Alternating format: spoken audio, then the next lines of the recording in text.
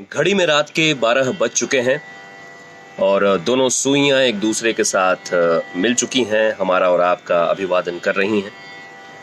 मेरा नाम है आरजे आलोक और हर रात मैं आपको 12 बजे की कहानी सुनाता हूं। ये वो कहानियां होती हैं जो आप अक्सर बचपन में सुने होते हैं और उन कहानियों का जिक्र हर रात 12 बजे मिडनाइट में मैं आप तक पहुंचाने की कोशिश करता हूं, वो जिक्र करता हूं। तो आज की कहानी है खून की बूंदें और ये कहानी मिहिर की है। मिहिर जो कि बचपन से ही मेधावी छात्र था, पढ़ने लिखने में बहुत तेज, होशियार और बचपन से ही पढ़ाई में इतना मन लगता था कि बस घर वाले भी निश्चिंत थे कि मिहिर जिंदगी में जो भी करेगा बढ़िया करेगा और उनका नाम रोशन करेगा। मिहिर के घर में उनके मम्मी पापा और छोटी बहन रहा करते थे। मिहिर दिल्ली शहर में रहता था और एक बार ऐसे ही कॉलेज की ट्रिप में मिहिर अपने 5 दोस्तों के साथ मनाली के यात्रा पर निकला। दोस्त यार निकलते हैं और मनाली की तरफ जाते वक्त सभी वहां कैंप लगा करके रुकते हैं और जिस तरीके से पर्वतारोही अपना कार्य करते हैं वैसे ही मिहिर और उसके 5 दोस्त चलते चलते पहाड़ों के ऊपर गुजरते रहते हैं। एक शाम एक वाकया होता है कि जब मिहिर एक ट्रैक करते हुए एक गुफा के पास पहुंचता है और गुफा के पास पहुंचने के बाद क्या होता है ये कहानी मैं आपको थोड़ी देर में बताता हूं। कैंप वापस करके, कैंप पूरा करके जब मिहिर घर आता है तो घर पर जैसे ही वो दरवाजा खोलता है घर वाले उसका अभिवादन करते हैं और स्वागत करते हैं कि चलो मिहिर घर आ गया है। लेकिन मिहिर घर आते वक्त काफी चिंतित सा था, परेशान सा था और जैसे ही वो घर के भीतर आता है वो चक्कर खा करके गिर जाता है। मिहिर को झटके से गश्त खा के गिरता हुआ देख माता और पिता दोनों परेशान होते हैं। उन्हें लगता है कि ये लंबी यात्रा करके आया होगा इसलिए परेशान होगा। मिहिर को उसके कमरे में ले जा करके माता पिता छोड़ते हैं। थोड़ी देर बाद होशो हवास में जब मिहिर आता है तो रात के लगभग 12 बजने को होते हैं। वो उठता है, अपने बेड से बाथरूम में जाता है। बाथरूम का दरवाजा खोल करके जब भीतर अपना हाथ धोते हुए मुंह पर पानी मारता है तो उसके ठीक पीछे एक साधु की एंट्री होती। साक्षात साधु, जोर जोर से हंसता हुआ साधु, घूरता हुआ साधु, मिहिर की आंखों में शीशे के पास। मिहिर डर जाता है। मिहिर यूं पीछे मुड़कर देखता है तो उसे कोई नजर नहीं आता है। फिर मिहिर अपने जब बिस्तर पर जाकर के सोता है, सोने की कोशिश करता है, फिर से उस साधु की आवाज आती है कि मैं तुझे मारूंगा, तेरी मृत्यु निकट है, मैं तुझे मारूंगा। उसकी आंखें फिर खुल जाती हैं और ये देख बहुत जोर से चिल्लाने लगता है मिहिर। मिहिर के मम्मी पापा आते हैं उसके पास और पूछते हैं, बेटे क्या हुआ, कोई बुरा तो सपना नहीं देखा तुमने? मिहिर कहता है, नहीं मम्मी, लगता है कुछ अजीब सा हो रहा है इसलिए मुझे नींद नहीं आ रही है और बड़े अजीब से सपने आ रहे हैं। तो मिहिर की मम्मी माथे पर थपकी देते हुए उसे सुलाने की कोशिश करती हैं। मिहिर लेटा हुआ रहता है और अगले 5 मिनट बाद फिर से जोर से आवाज आती है कि मैं तुझे मार डालूंगा, तेरी मृत्यु निश्चित है, तू मरेगा आज की रात। मिहिर की आंखें फिर खुलती हैं, सकपकाने लगता है, डरने लगता है वो। और जब आंखें खुलती हैं तो उसे सामने कोई नजर नहीं आता है, बस ये आवाज उसके जहन में चल रही थी। मिहिर के कमरे से एक बार फिर से मम्मी पापा और इस बार बहन भी आते हैं और पूछते हैं कि बेटा हुआ क्या, क्यों चिंतित है तू, क्या परेशानी है? फिर मिहिर वो कहानी सुनाता है जो थोड़ी देर पहले मैंने आपको बताई थी। मिहिर अपने दोस्तों के साथ मनाली कैंप पर गया हुआ था और मनाली कैंप में ट्रैक के दौरान एक दिन शाम के वक्त वो जा रहा होता है और गुफा में एक साधु अपनी समाधि में लीन होता है। तभी अचानक मिहिर की दोस्त नेहा के पैर से एक पत्थर पर ठोकर लगती है। नेहा नीचे गिरती है और वो पत्थर नीचे जाकर के साधु की समाधि के सामने धुम से गिरता है। साधु की समाधि से आंख खुल जाती है और क्रोध में बहुत जोर से वो कहते हैं कि किसने मेरी समाधि भंग करने की कोशिश की। नेहा परेशान हो जाती है, लेकिन मिहिर, होता है कि जब आप दोस्तों के साथ होते हैं तो हीरो बनने की कोशिश करते हैं। मिहिर उस साधु के पास जाता है और कहता है कि तू कौन है और ये ढोंग वोंग करना छोड़, एक पत्थर ही तो गिरा है, कौन सी बड़ी बात हो गई। साधु को क्रोध आता है। साधु कहता है ये पत्थर की बात नहीं है और तुम मेरी अवहेलना कर रहे हो और अभी दुस्साहस भी कर रहे हो, मुझसे गलत तरीके से बात कर रहे हो।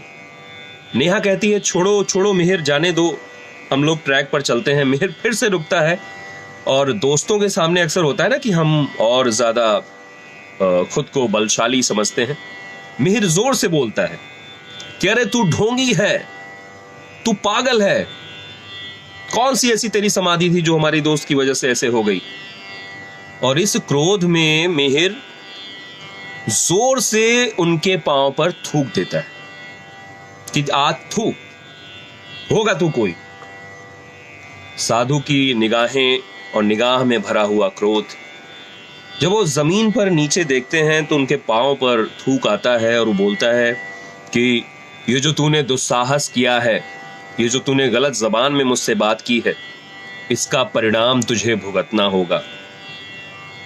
साधु बरगद के पेड़ का एक पत्ता होता है, उस पत्ते से मिहिर की थूक को उस पत्ते में उठाता है अपने पैर से, उस पत्ते को फोल्ड करता है और फिर वो साधु मिहिर को श्राप देता है कि आज से ठीक 4 दिन बाद तेरी मृत्यु होगी और उस मृत्यु का कारण तू खुद है, तेरा गुरूर है और मैं तुझे नहीं छोड़ूंगा।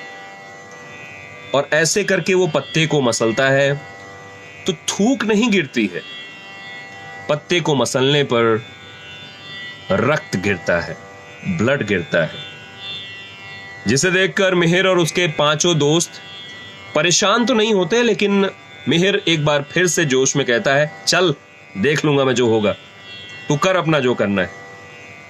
ये बातें तो मिहिर कह देता है, लेकिन आज चौथे दिन जब वो घर वापस आता है तो उसी साधु की बात पूरे समय उसके इर्द गिर्द घूमती रहती है और ये बात वो अपने मम्मी पापा और बहन को बता देता है। डरा हुआ मिहिर, सहमा हुआ मिहिर, क्रोध में अज्ञानवश साधु को बहुत कुछ कह देने वाला मिहिर परेशान है।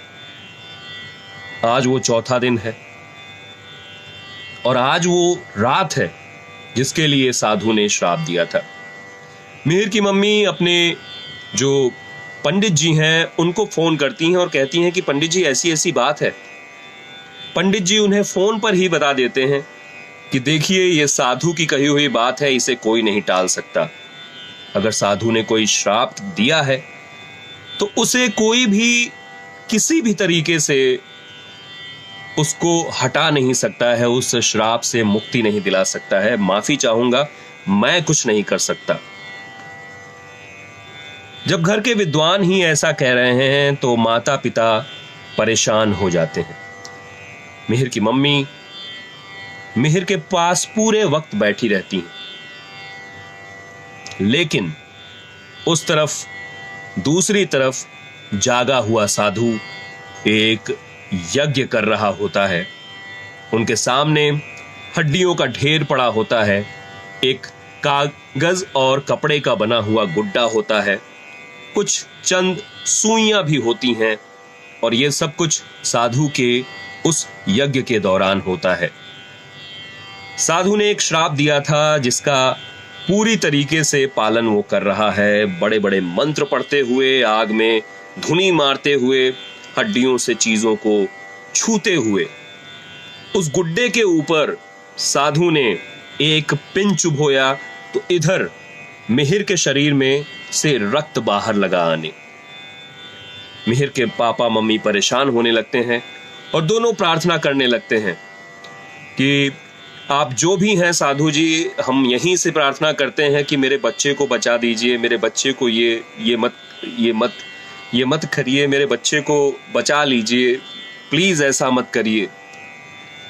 मिहिर की बहन भी प्रार्थना करने लगती है, मिहिर के पिताजी भी प्रार्थना करने लगते हैं। दूसरी तरफ साधु, क्रोधित साधु, अपने यज्ञ में तरह तरह से धुनी मारते हुए और पिन चुभोते हुए उस गुड्डे को कहता है कि नहीं, ये पश्चाताप उस लड़के को करना होगा जिसने सभी के सामने, मेरे सामने दुत्कारा था मुझे और मेरी समाधि को भंग किया था, और जिसके बारे में उसे 1% भी, कोई भी डर नहीं था। मिहिर परेशान रहता है, कभी शरीर के बाईं तरफ से रक्त आता है, कभी दाईं तरफ से रक्त आता है।